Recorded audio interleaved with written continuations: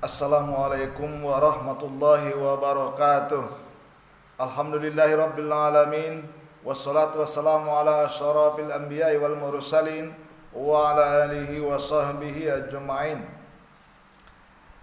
Pada hari ini sebagai kajian kita adalah pentingnya perilaku toleransi.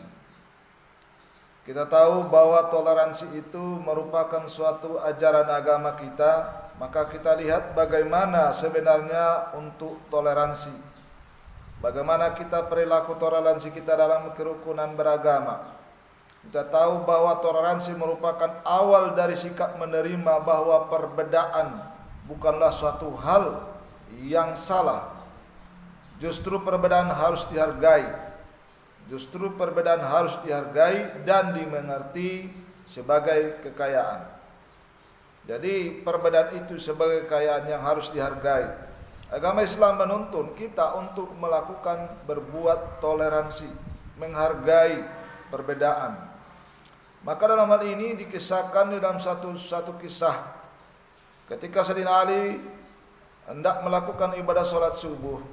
Dia berangkat menuju masjid, di tengah jalan ditemuinya seorang kakek tua sedang berjalan di depannya di sebuah gang yang sangat sempit.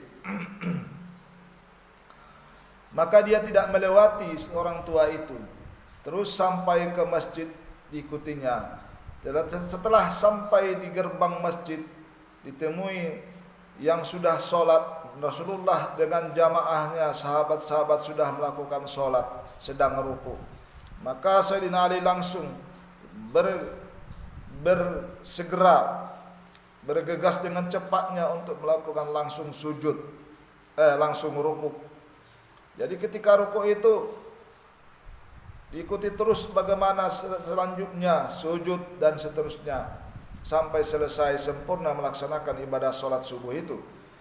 Nah, ketika selesai sholat subuh, maka para sahabat bertanya kepada Rasulullah, "Ya Rasulullah, kenapa ketika rukuk kita tadi begitu lama?"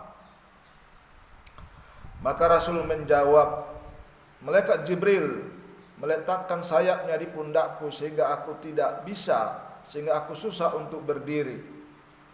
"Lalu kenapa malaikat menaruh sayapnya di pundakmu ya Rasulullah?"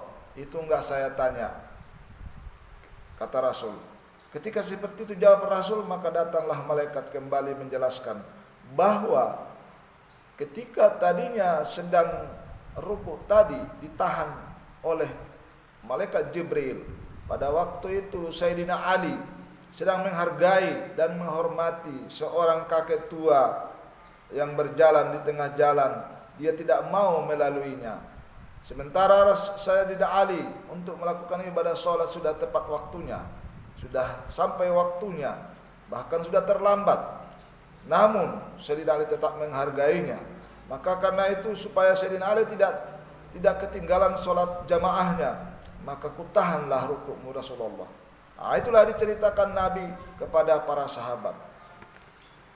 Apa dalam riwayat ini yang kita peroleh? Bahwa Sayyidina Ali menghargai, menghormati bagaimana seorang agama Nasrani, seorang kakek Nasrani, dia tidak mau mendahuluinya, dia tetap mengikutinya sampai ke masjid, sementara dia itu hendak melakukan ibadah sholat. Artinya apa? Artinya itulah suatu penghargaan. Jadi agama Islam kita itu di situ sudah disaksikan, sudah diketahui oleh Rasulullah bahwa kita diperkenankan, dibolehkan, dianjurkan untuk melakukan toleransi dengan menghormatinya. Toleransi yang dimaksud bukan mencampur baurkan agama kita dengan mereka yang bukan Islam, tetapi kita menghormati, bergaul seperti biasa kehidupan sehari-hari, bukan dalam bentuk amaliyah keagamaan. Kalau itu tidak yang namanya toleransi. Tapi yang dimaksud toleransi di sini adalah menghargai mereka dalam kehidupan sehari-hari. Jadi perbedaan itulah yang harus kita hormati, perbedaan itulah yang harus kita pahami, perbedaan itulah yang harus kita mengerti. Jadi kita selaku umat Islam, andailah kita ikut-ikutan untuk memeriahkan agama mereka, itu bukan namanya toleransi. itu sudah maju terlalu dalam kita ini. Itu adalah orang yang salah. Karena itu dalam kehidupan sehari-hari harus kita batasi bagaimana yang dimaksud toleransinya. Di dalam ayat Allah surat, kalau kita lihat surat Yunus ayat 40 sampai 41. Wa minhum may yu'minu bihi wa minhum man la yu'minu bihi wa rabbuka a'lamu bil mufsidin wa in kadzabuka faqul li amali wa lakum amalukum antum bari'una mimma a'malu wa ana bari'um mimma ta'malun. Kalau kita lihat di antara mereka ada orang yang beriman kepada Al-Quran atau kepada Allah, ada juga sebaliknya tidak. Sedangkan Tuhan itu sangat lebih tahu siapa yang orang beriman, siapa orang yang berbuat kerusakan. Kemudian ayat 41 Allah memberikan, jika mereka tetap mendustakan wahai Muhammad, kata Allah, maka katakanlah bagiku pekerjaanku dan bagimu pekerjaanmu. Jadi tidak ada sangkut pautnya. Kalau mau kerja apa dia silakan. Kerja kita untuk kita, kerja dia untuk dia. Jangan campur baurkan pekerjaan kita dengan pekerjaan dia. Jangan campur baurkan agama kita dengan agama dia. Tetapi apa? Kehidupan kita sehari-hari itulah yang harus dia hormati. Nah, itu juga selanjutnya kata Allah, kamu tidak bertanggung jawab atas pekerjaanku, ya kan?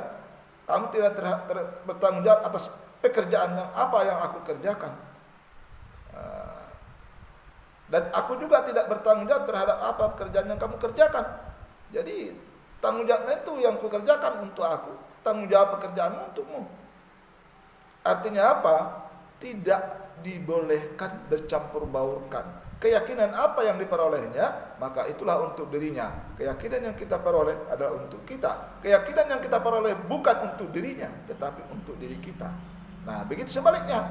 Nah, jadi dalam toleransi beragama itu kita harus bisa memahami makna yang seperti itu. Bukan toleransi mencampur baurkan ajaran agamanya, tetapi yang dimaksud toleransi adalah sekedar dari pergaulan kehidupan sehari-hari. Maka akhir daripada cerita kita ini dapat kita simpulkan, kesimpulan dari daripada surat Yunus ayat 40 sampai 41 tadi, bahwa ada 3 kesimpulan yang kita peroleh. Yang pertama, umat manusia yang hidup manusia yang hidup setelah diutusnya Nabi Muhammad terbagi menjadi 2 golongan. Golongan pertama orang yang beriman kepada Allah. Golongan yang kedua, orang yang ingkar, yang mendustakan akan Rasulullah dan mendustakan akan agama, yakni mendustakan artinya tidak beriman kepada Al-Quran. Jadi golongan kedua adalah golongan orang yang mendustakan kepada Nabi Muhammad dan tidak beriman kepada Al-Quran. Itulah golongan yang kedua. Yang berikutnya, kesimpulan berikutnya adalah Allah Subhanahu wa taala Maha mengetahui sikap dan perilaku orang-orang beriman yang selamat hidup di dunia senantiasa bertakwa.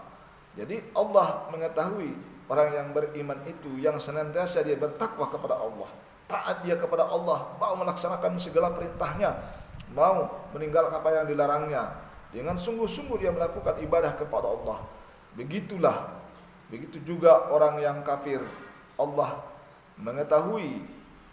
Maha mengetahui orang kafir itu bagaimana yang dia tidak beriman kepada Allah. Dia tahu. Karena itu kesimpulan. Dan yang ketiga, kesimpulannya adalah orang beriman harus tegas dan berpendirian teguh atas keyakinannya. Orang beriman itu harus tegas dan berkeyakinan, ya, berpendirian teguh dan berkeyakinan. Kenapa? Karena orang beriman itu pasti banyak ujian tantangan yang dihadapinya.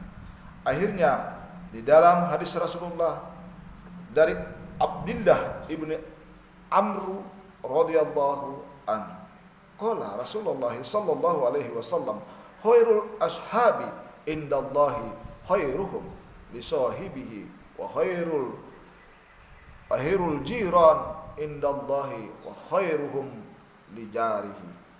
Jadi Allah Subhanahu wa taala, kalau Rasulullah bersabda, sebaik-baik sahabat itu, sahabat di sisi Allah adalah yang paling baik di antara mereka terhadap sesama saudaranya. Jadi sebaik-baik sahabat itu adalah siapa yang terbaik di antara mereka terhadap saudaranya. Kalau baik dia saudaranya, berarti itulah sahabat yang terbaik. Yang kedua, siapa yang baik, yang paling baik di antara mereka terhadap tetangga. Jadi siapa yang menjalin hubungan yang baik kepada tetangganya, maka itulah orang yang baik. Siapa orang yang melakukan hubungan baik dengan saudaranya, ya maka itulah yang kategori orang yang baik. Selainnya tidak. Menurut hadis Rasulullah yang diriwayatkan oleh Tirmidzi.